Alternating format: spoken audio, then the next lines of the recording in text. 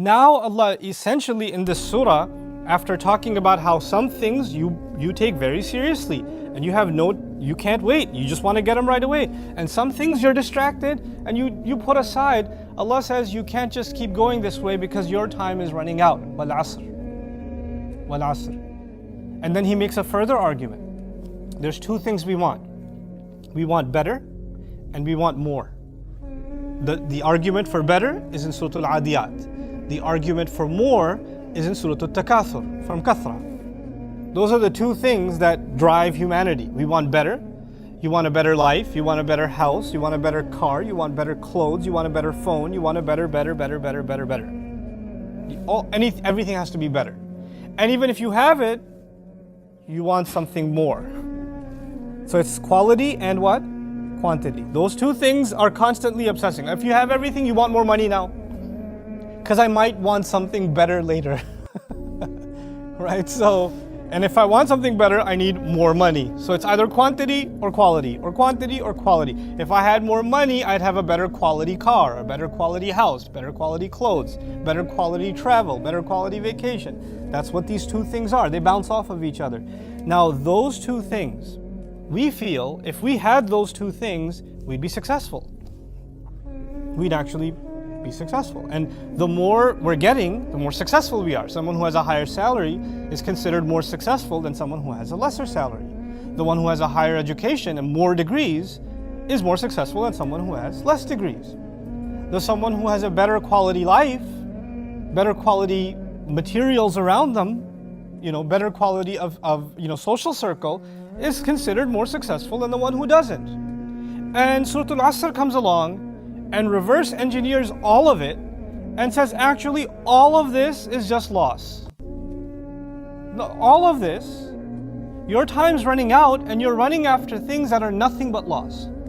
Innal insana lafi khusr. First Allah commented on how obsessed you are with more and better. And then He basically said, and more and better, the way you think of them, is nothing but failure. It has nothing to do with success. This surah redefines success and failure. And this is actually why this is the Qur'an's worldview encapsulated. Look, everybody sees the sun, everybody sees the moon, everybody sees the stars, everybody sees the sky. Human beings, whether they believe or not, see the same sky. We breathe the same air. We look at the same ocean. Our views are the same. It's not like the kafir sees a different sun, they see the same sun. Similarly, we define things in the same way in the world. The team that won the championship is a winner. The team that lost the championship is a loser.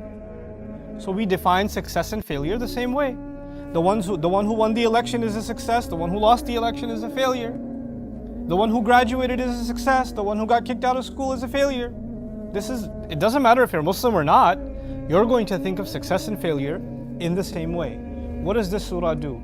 It takes something so basic, like the definition of success and failure, and it puts a new Qur'an lens on it.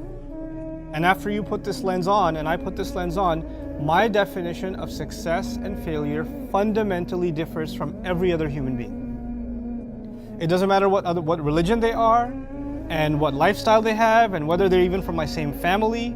They could even be a fellow Muslim. The fellow Muslim who sees the world through Surah Al-Asr, and the fellow Muslim who doesn't see the world through Surah Al-Asr see two different things. They see two very different things. I would like here, just at this point, to give you an example of that before we go any further. And we're still in the very introductory phases of this surah. If you think of somebody homeless, you don't think of somebody successful. Homelessness is an easy example of someone who's not successful. If you think of somebody deported from the country, you don't think of somebody successful. That's pretty humiliating and an unsuccessful state to be. We wouldn't want to be in that state. When you think of poverty, you don't think of success. But if you look at some of the most successful human beings in history, guys, which game is it? Is it Mario? I mean, you made it to the next level at least. Okay, so what was I saying? Something about Islam or something? Success and failure. Very good. Well, you had success in that level is good. Okay. So in any case, When we think about Ibrahim alayhi salam being made homeless because he was kicked out of his house, when we think of him as someone who's wandering the desert and going from town to town, not having any assets to his name, when we think of Rasulullah sallallahu alaihi wasallam being expelled from Mecca, deported essentially, when we think of him living out of a cave for a good year, when we think of the bankruptcy of the companions, where even the Messenger himself sallallahu alaihi wasallam tying stones to his belly, anybody else starving, anybody else, you walk down the street and somebody doesn't have a home, the picture in your mind is not success. Anybody else who's been kicked out of their home, you don't think of success. As a matter of fact, even about a previous prophet, people said, Kunta fina marjuwan. We used to have so much hopes in you. You had a bright future. What have you done with your future? You've become such a failure. They said to a prophet. You see? Because their definition of success still holds, and according to their definition, this is a huge failure. You'll find people in your own family, among your circle of friends. Maybe you're not that religious. Maybe you don't pray 5 times, or you don't know much about Islam, or you don't dress so Islamically, or whatever it may be. And you start maybe even learning a little bit about Islam, or just showing a little bit of curiosity about Islam. And people around you start thinking you're failing in life. You're not cool anymore. You've lost out on something. You've become weird. You're not as acceptable as you once were. There's some sort of a loss associated with coming close to Islam, even if a little bit. And the more they see you as serious about the religion, the more of a loser you are. The more of a loser you are. And that's the story of human history.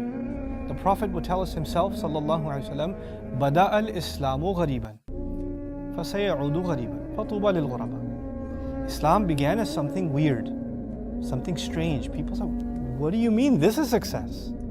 What we've been doing is all failure, and what you've come with is success? Come on. This is what you mean? This is how you want us to live our life? And Allah says the Prophet says one day it will come back as something strange. In other words, when Islam first came, people of Makkah thought it was strange. It was weird. What are you talking about? But once Islam became a global power, it was the popular thing. It was the cool thing to be Muslim, actually, at one point, when the Muslims were in power. But now we find ourselves at a time where even within a Muslim family, somebody going back towards Islam is becoming what again? The strange one, the weird one. It's associated with some kind of loss. In many countries in the Muslim world, people are afraid that their young sons and daughters might become religious, because if they do, that means they won't get good jobs, they won't have good careers, they won't get a good education, they'll become fanatics, they'll become crazy. All these fears are there that they will lose out on life if they get close to Islam. And though at some level I sympathize with that fear, because there's a lot of fanaticism out there. There is. But to take all of Islam and say, if you become anywhere close to this deen, if I see you praying 5 times, or if I start noticing that you're not wearing the tight clothes that you once wore, and that's not a good thing. You're becoming too extreme, you're too hard on yourself, and you start seeing that you're missing out on life, or you're in a state of loss, then your definition of loss and failure is not based on Surah Al-Asr yet. That worldview hasn't been established. You see, Islam today has become a label. We carry the name, we carry Muslim names, we celebrate Eid, we show up for Jumu'ah, we do certain rituals, like the Christians do their rituals, and the Jews do their rituals. They have their Sabbath, they have their Sunday, we have our Friday. We eat the halal food and we're good. Basically, Islam's become just a few things that we do, but practically, the way we see life, the way we view the world, has not changed at all, is not different from anybody else. They have certain definitions of success and failure, and ours are identical.